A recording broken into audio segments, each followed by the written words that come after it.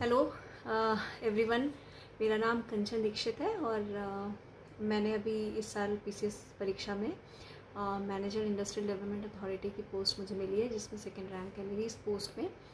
और मैं बताना चाहती हूँ कि मैंने 2018 से इस एग्ज़ाम के लिए प्रिपेयर किया था और स्टडी फॉर सिविल सर्विसेज का इसमें बहुत बड़ा रोल है, क्योंकि मैंने शुरू से हमेशा इनके मटेरियल पर रिलाई किया था। और सर जो नोट्स देते हैं उसमें से पीडीएफ वगैरह में पढ़ के उसके जो शॉर्ट नोट्स होते हैं तो वो मैं बनाती थी, क्योंकि वो मेरी हैबिट थी हमेशा से। सिंस बोर्ड्स एंड ग्रेजुएशन मैं हमेशा नोट्स को लेकर के अपने शॉर्ट नोट्स बना लेती थी, और जो एग्ज़ाम से पहले जो 1 महीना 1.5 महीना रहता था तो मैं उन्हीं नोट्स को रिवाइज़ करती थी। तो प्रीलिम्स के लिए मेरी स्ट्रैटेजी ये थी कि मैंने जो सर ने एक वो कंसाइज देते हैं वो पूरा सारे सब्जेक्ट्स का पढ़ा था। जो बेसिक टेक्स्ट बुक्स होती है वो तो पढ़ी ही है, और उसके अलावा सर का जो कंपाइलेशन आता था तो वो पढ़ती थी, और उस कंपाइलेशन से जो शॉर्ट नोट्स बनाती थी उनका मैं रिवीजन करती थी।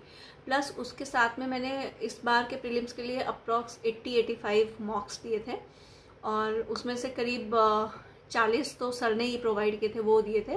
और उनके मॉक्स देने के बाद में जो फैक्चुअल क्वेश्चंस होते हैं ना, जो मतलब हमें याद नहीं रहते हैं जनरली, तो उनके मैंने शॉर्ट नोट्स बना लिए थे। तो रिवीजन के टाइम पे वो मॉक्स वाले जो शॉर्ट नोट्स होते हैं वो बहुत क्रूशियल होते हैं, क्योंकि आप वहाँ पे मिस करते हो, फैक्चुअल चीज़ें याद नहीं रहती। तो एक तो वो चीज़ थी बहुत जिसने मुझे हेल्प की थी इसमें। और टाइम टू टाइम मैं एक चीज़ कहना चाहूँगी, मैं उसके लिए ज्ञान सर, अजीत सर, प्रशांत सर, आर्या मैम, सबको बहुत बहुत थैंक्स कहना चाहती हूँ। इन लोगों का बहुत इंपॉर्टेंट रोल है, क्योंकि मुझे याद है मुझे जब डाउट होता था कोई भी तो मैं रात को 3 बजे 4 बजे भी डालती थी क्वेरी, और मुझे उस टाइम पे भी रिप्लाई मिलता था। तो मतलब बहुत हार्ड वर्किंग टीम है। और अगर आपको उत्तर प्रदेश का पीसीएस क्लियर करना है तो मुझे नहीं लगता इससे ज़्यादा concise and concrete information material कोई और ग्रुप दे सकता है। तो पहली चीज़ तो ये, मैंने इस चीज़ को बहुत ट्राई किया है, बहुत हर साल मैंने प्रिपेयर किया है। तो मैंने तो थॉरली इसके ऊपर पूरा ट्रस्ट किया, और ज्ञान सर के ऊपर और पूरी टीम के ऊपर एससीएस की मुझे बहुत बिलीव था कि ये लोग मेरी बहुत हेल्प कर रहे हैं। और हमेशा मैंने इन लोगों के फीडबैक्स को बहुत पॉजिटिव वे में लिया, तो उसका मुझे रिजल्ट भी मिला है अभी। तो ये तो हो गई प्रीलिम्स की स्ट्रैटेजी। इसके अलावा जब मेंस था तो मेंस के लिए मैं आंसर राइटिंग ग्रुप मैंने लिया था, और मैंने अभी नहीं, मैंने 2018 में भी लिया था, क्योंकि हर बार प्रीलिम्स में कुछ पॉइंट से ही मिस करती थी। तो मैं मेंस के लिए आंसर राइटिंग तो कर ही रही थी।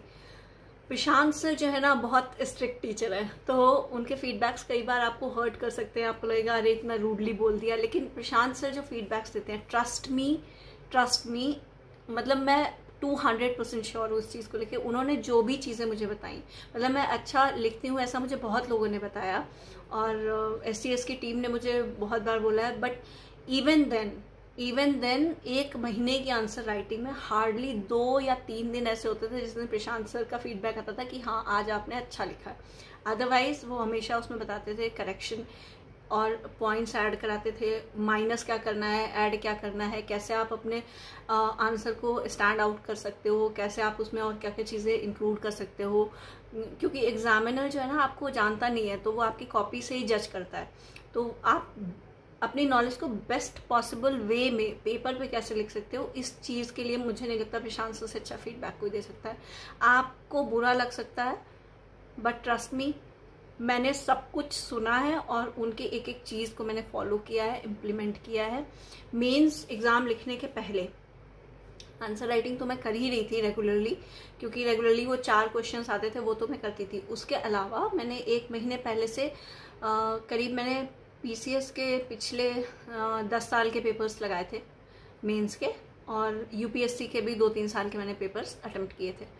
और मेंस के जस्ट 15 दिन पहले से मैं रेगुलरली लिख रही थी, मतलब हर दिन मैं एक पेपर देती थी। तो वो चीज़ थी। तो लिखने की प्रैक्टिस बहुत करनी पड़ेगी मुझे। मैंने अपने घर में, क्योंकि मैं तो अपने रूम में लिखती थी, तो अपने रूम में अपनी हाइट और उसके हिसाब से सेटिंग कर रखी थी। बट एग्जामिनेशन हॉल में आपको जो मिलता है उसी के हिसाब से करना पड़ता है।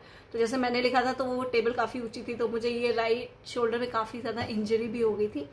But even then you have to compromise on that. तो कोई भी सर्कमस्टांसेस हो, you have to attempt the full paper.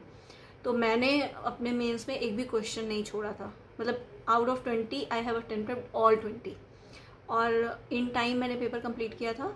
और सोशियोलॉजी मेरा ऑप्शनल था, तो उसके ऊपर भी मैंने बहुत सारे डायग्राम्स और बहुत सारे डेटा इंक्लूड किए थे।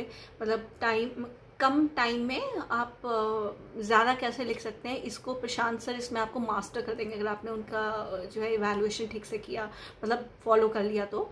क्योंकि उन्होंने मुझे एक चीज़ बताई थी कि मेंस में आप पॉइंट्स में अगर आंसर लिख रहे हैं तो पॉइंट्स में आंसर लिखने के साथ साथ अगर आप डायग्राम को इंक्लूड कर रहे हैं तो उस डायग्राम में वो इन्फॉर्मेशन होनी चाहिए जो आपके पॉइंट्स में नहीं लिखी है।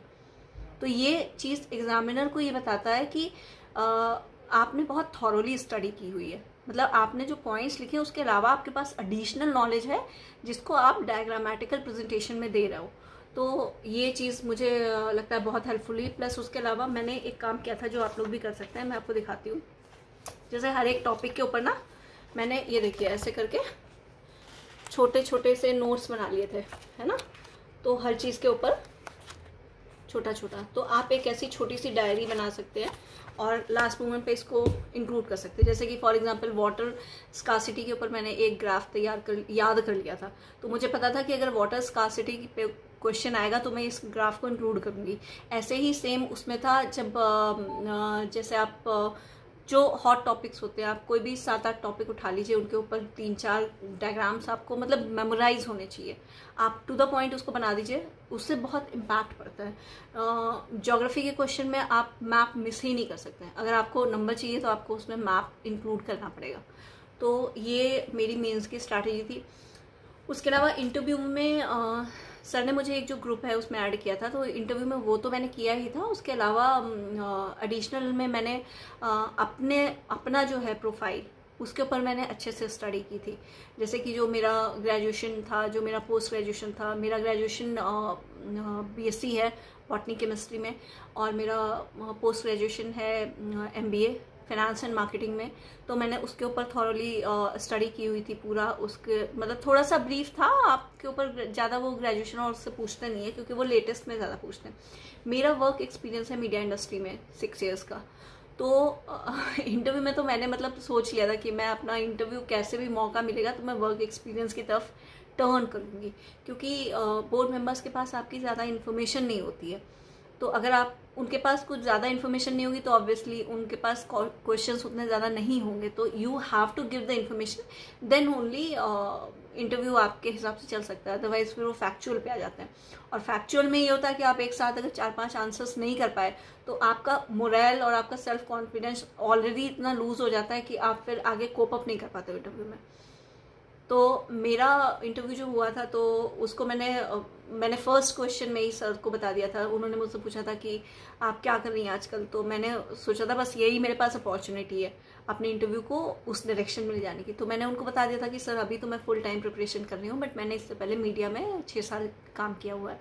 तो वहाँ से मेरा इंटरव्यू बिल्कुल टर्न अराउंड कर गया, और फिर वहाँ से मेरा 95% इंटरव्यू मेरा वर्क एक्सपीरियंस के साथ। तो ये सारी चीज़ें होती हैं जहाँ आपको थोड़ा सा स्मार्टली प्ले करना होता है।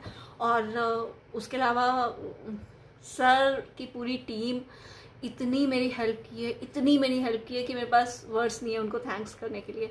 और मैं बहुत बहुत बहुत ग्रैटिट्यूड है मेरा इसके लिए। और मैं जब भी आऊँगी ज्ञान सर, मैं डेफिनेटली आपसे मिलती हूँ। और मुझे वो स्टडी फॉर सिविल सर्विसेज की ग्रीन बैकग्राउंड के साथ में फ़ोटो भी चाहिए आपके साथ। और thank you so much to the whole team. And I hope कि बाकी और भी बच्चे उनको अगर मेरी इस वीडियो से थोड़ी हेल्प मिले तो वो लोग इम्प्लीमेंट करें इन सारे पॉइंट्स को। आई थिंक अच्छा रहेगा। और I wish all of you all the best and thank you so much.